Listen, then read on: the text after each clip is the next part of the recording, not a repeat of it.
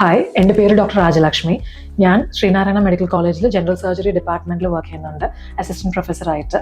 ഇന്ന് നമ്മൾ ലേഡീസിന് വരുന്ന ഒരു കോമൺ ഡിസീസ് കുറിച്ച് സംസാരിക്കാനായിരുന്നു നമ്മളിന്ന് വന്നിട്ടുള്ളത്. Breast cancer. അത് നമ്മളെ ലേഡീസ് നോക്കുമ്പോൾ വരുന്ന one of the most common cancer ആണ്. അപ്പോൾ അതുകുറിച്ച് ഒരുപാട് പേർക്ക് ഒരുപാട് ഡീറ്റെയിൽസും അതിൻ്റെ സിംറ്റംസും അതിന് ട്രീറ്റ്മെൻറ്റ് ഓപ്ഷൻസ് ഒന്നും അറിയാത്തത് കാരണം അതുകുറിച്ചൊന്ന് സംസാരിക്കാമെന്നാണ് ഇന്ന് നമ്മൾ വന്നിട്ടുള്ളത്. ഒരു ബ്രസ്റ്റ് ക്യാൻസർ എന്ന് പറയുമ്പോൾ നമ്മൾക്ക് ഏർലിയറായിട്ട് ഡിറ്റക്ട് ചെയ്യാൻ പറ്റുവാണെങ്കിൽ, ഫസ്റ്റ് തന്നെ ഡയഗ്നോസ് ചെയ്യാൻ പറ്റുവാണെങ്കിൽ നമ്മൾക്ക് അതിന് ട്രീറ്റ്മെൻറ്റ് ഏർലിയറായിട്ട് സ്റ്റാർട്ട് ചെയ്യാൻ പറ്റും.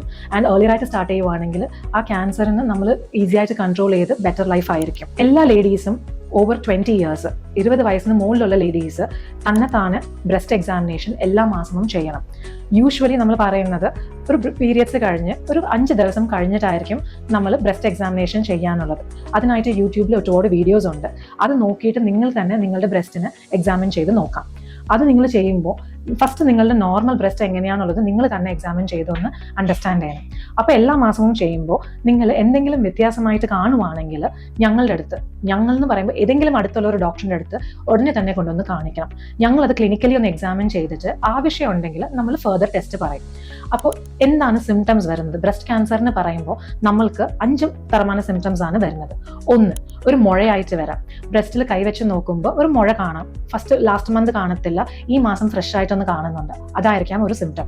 രണ്ടാമത് വരുന്നത് നമ്മൾക്ക് അവിടെ എന്തെങ്കിലും ചൊറിച്ചലോ വീക്കമോ അതേപോലെയും വരാം ചിലർക്ക്.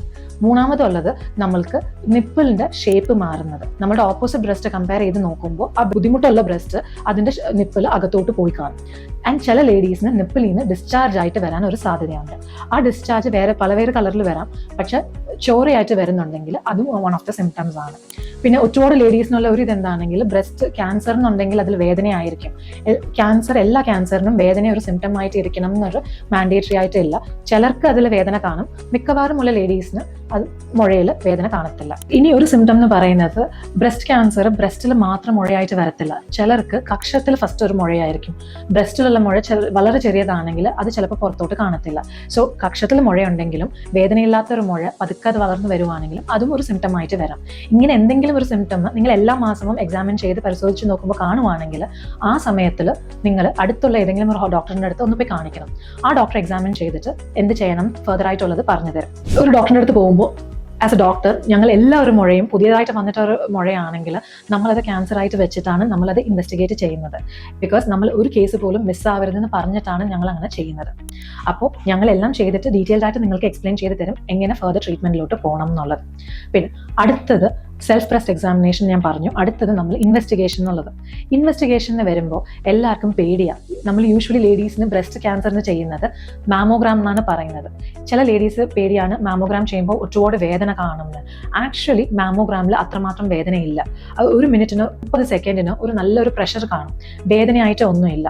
നമ്മൾ ആ 30 സെക്കൻഡ് മുതൽ ആ 1 മിനിറ്റ് വരെ ആ വേദന നമ്മൾ സഹിക്കാൻ പറ്റുവാണെങ്കിൽ നമ്മൾക്ക് ഒരു ക്യാൻസർ അങ്ങനെ ഡിറ്റക്ട് ചെയ്യാൻ പറ്റുവാണെങ്കിൽ നിങ്ങൾക്ക് ബാക്കിയുള്ളത് ഫ്യൂച്ചറിൽ വരുന്ന കോംപ്ലിക്കേഷൻസും ഇതൊക്കെ നമുക്ക് അവോയ്ഡ് ചെയ്യാൻ പറ്റും. ആസ് എ പേഷ്യൻറ്റ് നിങ്ങൾക്ക് ലേഡീസിന് എന്താ ബെനിഫിറ്റ് ഉള്ളതെന്ന് നോക്കുവാണെങ്കിൽ, നമ്മൾ ഏർലിയറായിട്ട് ക്യാൻസർ ഡിറ്റക്ട് ചെയ്യുവാണെങ്കിൽ നമ്മൾക്ക് ട്രീറ്റ്മെൻറ്റ് ചെയ്യുന്നത് നമ്മൾ അത്ര എക്സ്റ്റെൻസീവായിട്ടൊരു ട്രീറ്റ്മെൻറ്റ് ആയിരിക്കത്തില്ല. ഇപ്പോൾ ഫസ്റ്റൊക്കെ ഒരു 10-15 വർഷത്തിന് മുമ്പ് ബ്രസ്റ്റ് ക്യാൻസർ ആണെങ്കിൽ മൊത്തം ബ്രസ്റ്റും എടുത്ത് മാറ്റണം എന്നുള്ളത് മാത്രമേ സർജറി ഉള്ളൂ. ഇത് നമ്മളിപ്പോൾ ഏർലിയറായിട്ട് ക്യാൻസർ ഡിറ്റക്ട് ആവുകയാണെങ്കിൽ നമ്മൾക്ക് എളുപ്പമായിട്ട് ഒരു ചെറിയൊരു സർജറി ചെയ്ത് മുമ്പോട്ട് പോകാൻ പറ്റും. അപ്പോൾ ബാക്കിയുള്ള ബ്രസ്റ്റ് പ്രിസർവ് ചെയ്യാൻ പറ്റും. അടുത്തത് നമ്മൾക്ക് ഏർലിയറായിട്ട് വരുമ്പോൾ ബാക്കിയുള്ള ഓർഗൻസിലോട്ട് ക്യാൻസർ സ്പ്രെഡ് ആവുന്ന മുമ്പ് നമ്മൾക്ക് ഒരുപാട് കേസസ് ഡിറ്റക്ട് ചെയ്യാൻ പറ്റും. അങ്ങനെ ഉണ്ടെങ്കിൽ നമ്മൾക്ക് ഈ കീമോതെറാപ്പി അങ്ങനെയുള്ളത് ചില സിറ്റുവേഷനിൽ നമ്മൾക്ക് അവോയ്ഡ് ചെയ്യാനും പറ്റും. അത് കഴിഞ്ഞിട്ട് നമ്മൾക്ക് ലൈഫ് ലോങ് ഉള്ള സർവൈവൽ റേറ്റും ബെറ്റർ ആയിരിക്കും ഏർലിയറായിട്ട് ഡിറ്റക്ട് ആവുകയാണെങ്കിൽ. പിന്നെ സർജറി എന്ന് പറയുമ്പോൾ എല്ലാ സർജറിയും ബ്രസ്റ്റ് ക്യാൻസറിന് മൊത്തം ബ്രസ്റ്റും എടുത്ത് മാറ്റുന്നതല്ല. ഏർലിയറായിട്ട് വരുന്നുണ്ടെങ്കിൽ നമ്മൾ ഒരു ചെറിയ സർജറി, അതിൻ്റെ പേര് ബ്രസ്റ്റ് കൺസർവേറ്റീവ് സർജറി എന്നാണ് പറയുന്നത്.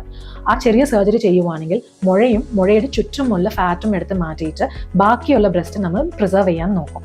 അപ്പോൾ നിങ്ങൾക്ക് ആ ബ്രസ്റ്റിൻ്റെ ഷേപ്പും മാറത്തില്ല. നമ്മൾക്കും ആ ലേഡീസിന് ആ കോൺഫിഡൻസും അത്ര ഒരു കോൺഫിഡൻസും വെക്കാൻ പറ്റും.